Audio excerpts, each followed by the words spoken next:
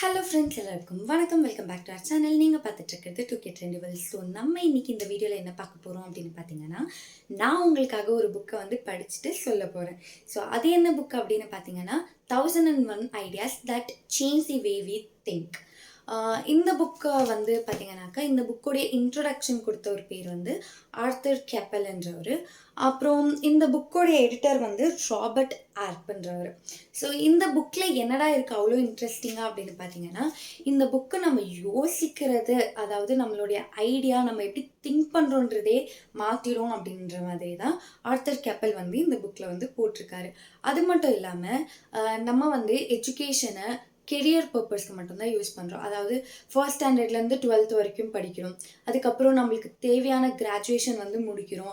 அதுக்கப்புறம் மாஸ்டர்ஸுமே பண்ணுறோம். பட் இதெல்லாம் நம்ம எதுக்கு பண்ணுறோம் அப்படின்னு பார்த்தீங்கன்னாக்கா, இதெல்லாமே எடுத்துகிட்டு போய் நம்ம ஒரு ஜாப் தேடுறதுக்காகவும், ஜாப் தேடிட்டதுக்கப்புறம் அந்த ஜாபில் சேர்ந்துட்டு நம்ம ஏர்ன் பண்ணுறதுக்காகவும் மட்டும்தான் யூஸ் பண்ணுறோம்.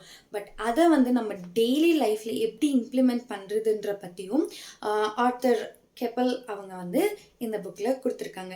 ஸோ நம்ம இந்த புக்கு ஃபுல்லாக படித்து முடிக்கிறப்ப நம்மளுடைய திங்கிங் வே வேறு மாதிரி இருக்கும்னு சொல்லியிருக்காங்க. அது மட்டும் இல்லாமல் இந்த புக்கு செம்ம ஃபன்னாக இன்ட்ரெஸ்டிங்காக இருக்கும்னு சொல்லியிருக்காங்க. ஸோ அதனாலே இந்த புக்கை நம்ம ஃபுல்லாக படிக்க போகிறோம். பட் இந்த புக்கு ரொம்ப பெருசு பாருங்கள், எவ்வளோ பெருசாக இருக்குது, நிறைய பேஜஸ் இருக்குல்ல. ஸோ அதனால் இந்த புக்கை ஒரே வீடியோவில் படித்து போட முடியாது. ஸோ நம்ம பார்ட் பை பார்ட்டாக டெய்லி பார்க்கலாம். வாங்க வீடியோவை ஃபுல்லாக ஸ்கிப் பண்ணாமல் பார்க்கலாம். இந்த 1001 ஐடியா புக்கை பார்த்தீங்கன்னா 6 பாகமாக பிரிச்சிருக்காங்க. அதாவது ப்ரிஃபேஸ், இன்ட்ரொடக்ஷன், இண்டெக்ஸ் இதெல்லாம் தவிர்த்து 6 பாகமாக பிரிச்சிருக்காங்க.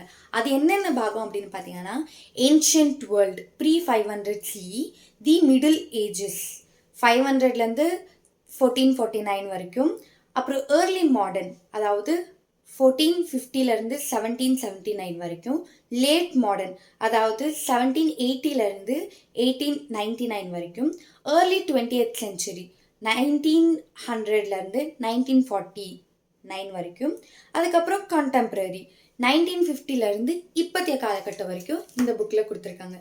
ஸோ ஃபர்ஸ்ட் நம்ம என்ன பார்க்க போகிறோம் அப்படின்னு பார்த்தீங்கன்னா, ஏன்ஷியன்ட் வேர்ல்டு அதாவது ப்ரீ 500 CE தான் நம்ம ஃபர்ஸ்ட் பார்க்க போகிறோம். இதில் என்னென்ன கொடுத்துருக்காங்கன்ட்டு டீப்பாக நம்ம ஆர்கியாலஜிஸ்ட் ஸ்டீவன் மித்தன்ன்றவருடைய தியரியில் என்ன சொல்லப்பட்டிருக்கு அப்படின்னு பார்த்தீங்கன்னாக்கா, ஐடியாஸ் அதாவது நம்ம யோசிக்கிறோம் இல்லை, இந்த மாதிரி பண்ணால் இவ்வளோ க்ரியேட்டிவாக இருக்கும், இதெல்லாம் இப்போது இது இல்லை, 30,000 வருஷங்களுக்கு முன்னாடியே அவங்களுடைய க்ரியேட்டிவ்னஸை காமிச்சிருக்காங்க. அதாவது க்ரியேட்டிவாக இப்போ ஒரு அனிமலை வேட்டையாட போகிறோம் அப்படின்னு பார்த்தீங்கன்னாக்கா, அந்த அம்புலேருந்து அதுக்கு தேவையான எக்யூப்மெண்ட்ஸ் எல்லாம் எவ்வளோ ஒரு க்ரியேட்டிவ் மைண்டோட அப்போவே தயாரிச்சிருக்காங்க. அதுக்கப்புறம் க்ளாத்ஸு, இந்த மாதிரி ஜுவல்ஸ், நிறைய விஷயங்களை, அதாவது அவங்களுடைய டெய்லி நீட்ஸுக்கு தேவையான நிறைய விஷயங்களை அப்போவே க்ரியேட்டிவாக யோசித்து நிறைய ஐடியாஸை இம்ப்ளிமெண்ட் பண்ணியிருக்காங்கன்ட்டு அந்த தியரியில் சொல்லப்படுது. ஹியூமன் கண்ட்ரோல் ஆஃப் ஃபயர், அதாவது ஒரு மனுஷன் எப்படி அந்த நெருப்பை அவனுடைய கட்டுப்பாட்டுக்குள்ளே எடுத்துகிட்டு வந்தான்றதை பற்றி தான் ஃபஸ்ட்டு பக்கத்துலேயே சொல்லியிருக்காங்க. So human controlling of fire ஒரு ஹால்மார்க் ஆஃப் அ ஹியூமன் கல்ச்சர்னே இதில் சொல்லியிருக்காங்க. ஏன் அப்படின்னு பார்த்தீங்கன்னாக்கா, ஒரு நெருப்பு இந்த காலகட்டத்தில் எல்லாமாவே இருக்குது. ஸோ அதை எப்படி யூஸ் பண்ணுறது, அது பண்ணால் என்ன ஆகும், விபரீதமாக ஆகிறதுக்கும் வழிகள் இருக்குது, அது எப்படி அவங்களுடைய கட்டுப்பாட்டுக்குள்ளே எடுத்துகிட்டு வருதுன்ற வழியும் இருக்குது. அதை வச்சு யூஸும் பண்ணலாம், அதை வச்சு அழிக்கவும் செய்யலாம். இந்த மாதிரி நிறைய விஷயங்கள் இப்போ கண்டுபிடிச்சிட்டாங்க. பட் ஹோமோ எரெக்டஸ் அதாவது குரங்கு மனிதர்கள் அப்படின்னு சொல்லப்படுது இல்லை, அந்த காலகட்டத்திலேயே நெருப்பை கண்டுபிடிச்சிட்டாங்க. அது எப்படி அப்படின்னு பார்த்தீங்கன்னா, ஒரு காட்டில் மின்னல் தாக்குனதுனால, இடி மின்னல் தாக்குனதுனால அங்கே நெருப்பு உண்டாகி அந்த காடே பற்றி எரிஞ்சிருச்சு. ஸோ அதுக்கப்புறம் தான் நெருப்பு எப்படி உருவாச்சு, அதாவது அந்த நெருப்பை வச்சு என்னென்னலாம் யூஸ் பண்ணலாம், அதை திருப்பி கொண்டு வரதுக்கு என்ன பண்ணணும்ன்ட்டு யோசித்து அவங்களுடைய ஐடியாவை யோசித்து 2 கல்லை உரசி நெருப்பை உருவாக்குனாங்க. ஸோ 2 கல்லை வச்சு நெருப்பை உருவாக்குனது அந்த காலமாக இருந்தாலும் இருந்தாலும் அதுக்கப்புறம் அப்படியே ஸ்லோவாக டே பை டே என்ன ஆயிடுச்சுனாக்கா இப்போ வந்து ஆர்டிஃபிஷியலாக வந்து நெருப்பை உருவாக்குற அளவுக்கு கூட மனிதர்களுக்கு திறமை வந்து வளர்ந்துருச்சு. அதாவது ஒரு மேட்ஸ்டிக்ஸில் அந்த முன்னாடி இருக்க மருந்தை வச்சு நெருப்பை அப்படியே உரசுனதும் பற்றிக்கிற மாதிரி, அதுக்கப்புறம் கேஸ், பெட்ரோலியம் இந்த மாதிரி நிறைய விஷயங்களை வந்து கண்டுபிடிச்சிட்டாங்க நெருப்புக்காக. நெருப்புன்றது வந்து ஒரு அடிப்படை தேவையாகவே மாறிடுச்சு. ஸோ மனிதர்கள் மட்டும்தான் குக் பண்ண ஃபுட், அதாவது நெருப்பை வச்சு ஒரு ஃபுட்டை வந்து குக் பண்ணி சாப்பிட்றத வந்து கண்டுபிடிச்சாங்க. ஸோ எந்த உயிரினமும் வந்துட்டு மீட் இல்லை ஃபுட் ஐட்டம் எதா இருந்தாலுமே அதை வந்து குக் பண்ணி சாப்பிட்றது கிடையாது மனிதர்களை தவிர. ஸோ டாக் அப்படின்னு நீங்கள் சொல்லலாம். டாக் வந்து நம்ம பார்த்துக்கிற அனிமல்.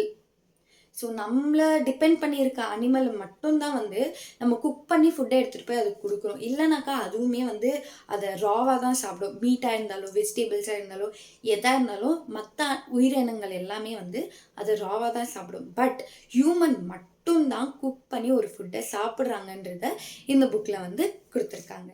அடுத்தது வந்து பார்த்தீங்கன்னா கெனிபலிசம். அதாவது ஒரு மனிதனே இன்னொரு மனிதனை சாப்பிட்றது தான் வந்துட்டு கெனிபலிசம்.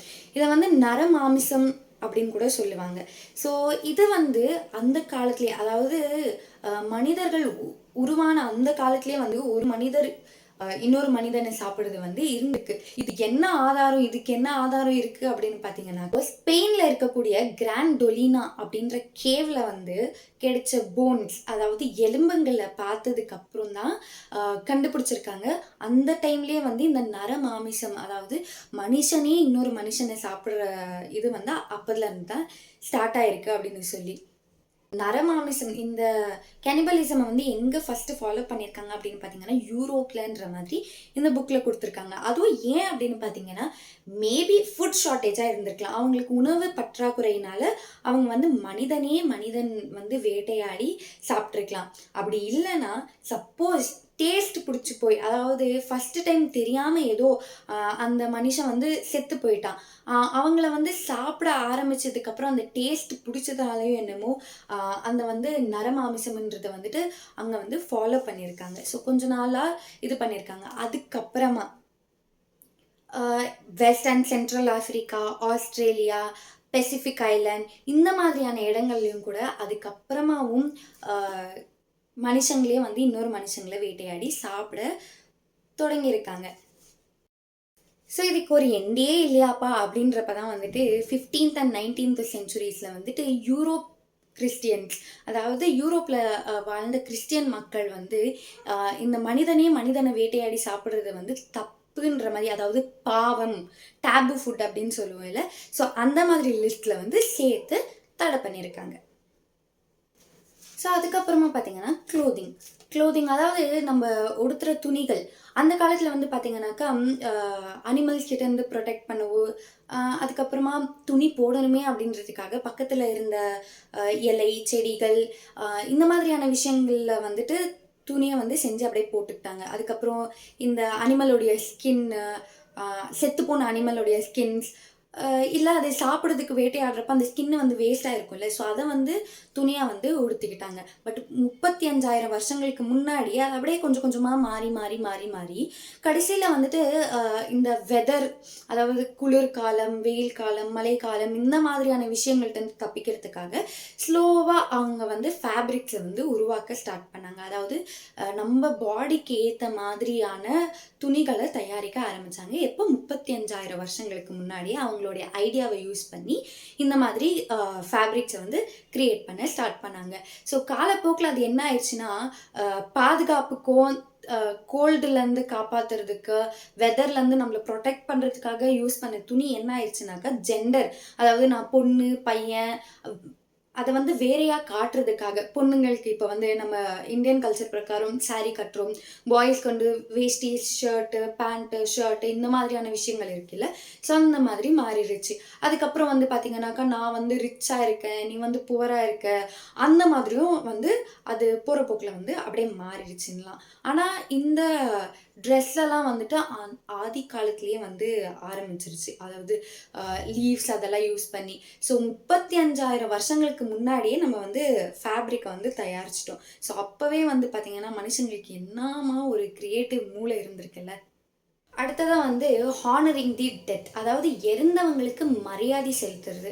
இப்போ கூட நம்ம வந்து பார்த்தீங்கன்னாக்கா, இறந்தவங்கள வந்துட்டு புதைக்கிறதுக்கு கொஞ்ச நேரம் முன்னாடியோ, இல்லை எரிக்கிறதுக்கு முன்னாடியோ வந்து நம்மளுடைய ரிலேட்டிவ்ஸ் எல்லாம் கூப்பிட்டு நம்மளுடைய அந்த சேட்னஸை வந்து காமிக்கிறத, அழுது அந்த மாதிரி எல்லாம் நிறைய விஷயங்கள் பண்ணுவோம். அதுக்கப்புறம் மாலை மரியாதை, பூஜைகள், ஒரு ரிலிஜனுக்கு ஏற்ற மாதிரி. இப்போ கிறிஸ்டியன்னாக்கா மாஸ் வைப்போம், ஹிந்துஸ்னாக்கா அந்த சடங்கு சம்பிரதாயம்லாம் இருக்கும், முஸ்லிம்ஸ்னால் அதுக்கு செப்பரேட்டான ஸ்பிரிச்சுவல் ஆக்டிவிட்டீஸ் இருக்கும். ஸோ இந்த மாதிரியான விஷயங்கள் இதெல்லாம் வந்து ஒரு 6 லட்சம் வருஷங்களுக்கு முன்னாடியிலேருந்து 4 லட்சம் வருஷங்களுக்கு முன்னாடி அந்த டைம்லேயே வந்து ஸ்டார்ட் ஆயிடுச்சுன்ட்டு ஒரு இது இருக்குது.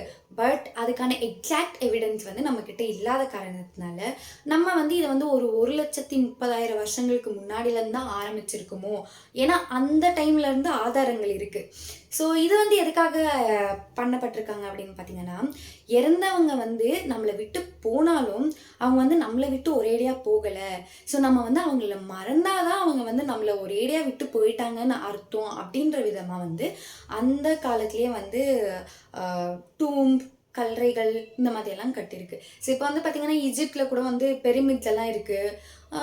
அப்போது பெருமிட்ஸ் இருந்துச்சு, பட் இப்போவும் கூட வந்து கல்லறை இந்த மாதிரியெல்லாம் கட்டி நம்ம வந்து ட்ரெடிஷனை வந்து ஃபாலோ தான் பண்ணிகிட்ருக்கோம். ஸோ இது வந்து யாராச்சும் ஃபாலோ பண்ண சொன்னாங்களான்னு கேட்டிங்கன்னா, அந்த மாதிரியெல்லாம் எதுவும் கிடையாது.